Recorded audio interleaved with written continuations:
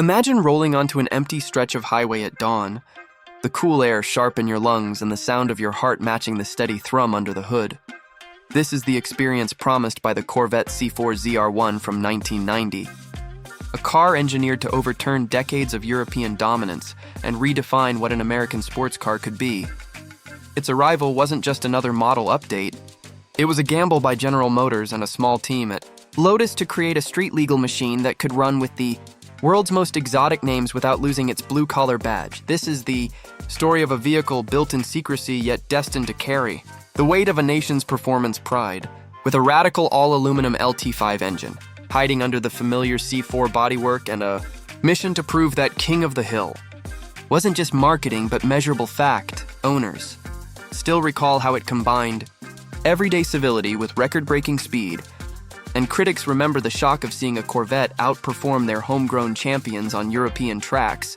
Our journey today will peel back the layers of that ambition, exploring how the 1990 Corvette C4 ZR-1 became both a triumph and a cautionary tale for American performance. If you're intrigued by stories where engineering, culture, and risk collide, hit like and subscribe, and drop a comment on which machine you'd like us to uncover next. When the 1990 Corvette C4 ZR-1 appeared on showroom floors, it looked like a subtle evolution of the standard C4 to the untrained eye. Yet within the first 30 words of any true account of this car, we must name it to set the record straight. The 1990 Corvette C4 ZR-1 was not just another trim, it was an audacious leap into supercar territory. It began life as an internal skunkworks project at General Motors, seeking to marry the affordability and familiarity of America's sports car with the sophistication of European engineering. To accomplish this, Chevrolet acquired Lotus, a small but brilliant British engineering firm, and tasked it with designing a power plant unlike any ever installed in a Corvette. The result was the LT5 V8, an all-aluminum dual overhead cam, masterpiece producing 375 horsepower and capable of spinning past 7,000 RPM at a time when most domestic V8s wheezed out far below that mark. This engine alone justified a new performance. Halo but was only part of the story. Micro story. In the late 1980s, as the C4 platform matured, Corvette's leadership feared that America's sports car was becoming a middle-aged cruiser rather than a challenger. So they envisioned a car that could shatter lap times on European tracks while still running reliably in everyday driving. This vision led to unprecedented investment in testing facilities, endurance runs, and a complete rethinking of how the Corvette was built. From its wider rear track to its re-engineered suspension bushings and massive brakes. Micro story. Inside GM, there was skepticism and resistance. Some executives worried that putting an exotic, high-cost engine in a Corvette would cannibalize sales or alienate loyal buyers. Yet a core team believed that raising the Corvette's ceiling would elevate the entire brand. They created a development process where Lotus engineers worked hand-in-hand with Bowling Green assembly plant workers, bridging two very different cultures in pursuit of one goal. Micro story. Even before its public debut, prototypes of the 1990 Corvette C4 ZR-1 were sent on covert high-speed tests in Europe, where rival manufacturers dismissed the idea that an American sports car could match their best machines. Those tests yielded lap times and top speeds that startled the observers and built internal confidence. Context digest. The LT5 engine was built by Mercury Marine in Stillwater, Oklahoma, because no existing GM plant could handle its precision tolerances. This unusual partnership meant every ZR-1 carried a piece of marine engineering craftsmanship under its hood. Context digest. The C4 platform, criticized early for its harsh ride and squeaks, had matured by 1990 into a solid foundation for high-speed stability. And the ZR-1's unique bodywork, wider rear haunches, distinct wheels, and subtle badges hinted only softly at the transformation beneath. Context digest. Pricing was bold, at around $60,000. The 1990 Corvette C4 ZR-1 doubled the cost of a base Corvette and stepped into territory normally reserved for low-volume exotics, a risky move for a mass-market brand. Reflection bridge. By combining a European-style engine with an American chassis and price point, Chevrolet was staking its reputation on a car that had to perform flawlessly or risk becoming a very public embarrassment. Reflection bridge. That pressure created a launch environment unlike anything the Corvette team had ever faced, with media and rival engineers waiting to see if King of the Hill was hype or reality. As the car rolled out to customers and the press, its true capabilities would soon be measured not by marketing, but by stopwatches and endurance records, setting up the dramatic proof phase to come next. The 1990 Corvette C4 ZR-1 enters this next chapter of its story, already named within the first 30 words because it remains the anchor of everything that follows. The 1990 Corvette C4 ZR-1 had to prove, in the real world, what its spec sheet promised. And that meant going head-to-head with the fastest cars from across the Atlantic on their own turf. Early press drives stunned journalists with a top speed of just under 180 miles per hour and a 0-60 sprint in the low 4-second range. Figures once reserved for boutique supercars costing twice as much. Micro-story. In March 1990, the ZR-1 shattered a 24-hour endurance record at a high-speed oval, averaging over 175 mph for an entire day and night. This feat wasn't staged, but sanctioned, witnessed, and documented, instantly silencing critics who doubted its durability. Micro-story. On winding European circuits, testers discovered a different character. Unlike the brash, straight-line muscle many expected, the ZR-1 revealed poise, balance, and a high-revving urgency, traits more often associated with exotic names from Italy or Germany, yet here they were in a Kentucky-built machine. Micro-story. Owners recount the paradox of pulling up next to ordinary C4 Corvettes at stoplights, the same basic shape hiding a car that could outrun nearly anything else on the road. The stealth factor was both a thrill and a frustration because recognition lagged behind performance. Context Digest: GM invested in a special service network for the LT5 engine, training select dealerships with unique tools and procedures, because its advanced design exceeded the experience of most Corvette technicians. This added both prestige and logistical headaches. Context Digest: the marketing campaign walked a tightrope, touting King of the Hill performance while keeping the visual cues subtle to avoid alienating base model buyers, resulting in a halo car some enthusiasts called the invisible supercar.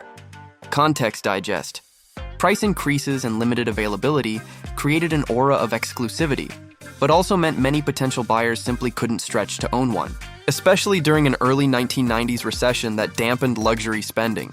Reflection Bridge: by the middle of its run, the ZR-1 had achieved what it set out to do technically, but faced a new challenge culturally. How to sustain excitement for a car whose performance edge had now been proven, but whose market fit remained uncertain. Reflection Bridge.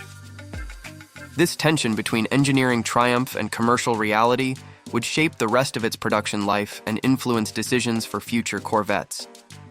As the years rolled toward the mid-1990s, the King of the Hill faced both competition from refreshed rivals and internal pressure to justify its costs, setting the stage for its eventual exit and the legacy of valuation to come next. By the time the mid-1990s arrived, the 1990 Corvette C4 ZR-1 had already written its performance credentials in the record books, and naming it within these first 30 words underscores how the 1990 Corvette C4 ZR-1 carried both the glory and the burden of being America's first true supercar. Sales tapered as the novelty wore off, and as rival manufacturers released even faster machines. Yet the ZR-1 remained a technological tour de force, its LT5 engine evolving to 405 horsepower by 1993 and still delivering a level of refinement and durability unmatched in the domestic market.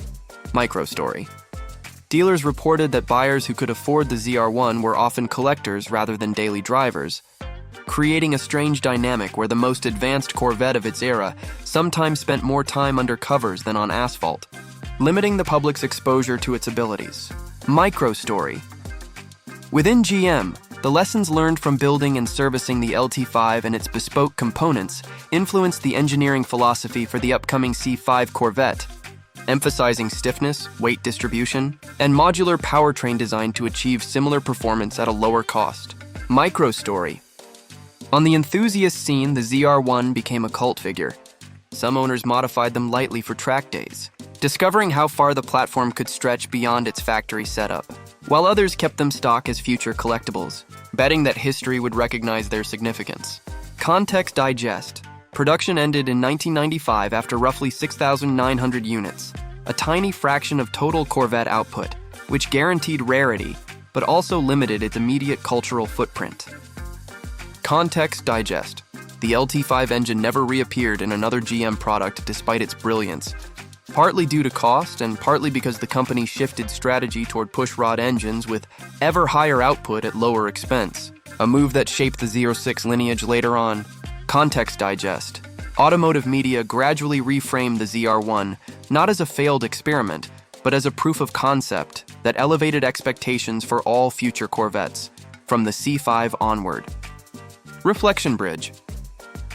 This reframing matters because it shows how a single ambitious model can reset the narrative of an entire brand, even if its own sales fall short. Reflection Bridge. The enduring respect for the 1990 Corvette C4 ZR-1 in collector circles today reflects its dual role as both a bold risk and a guiding star.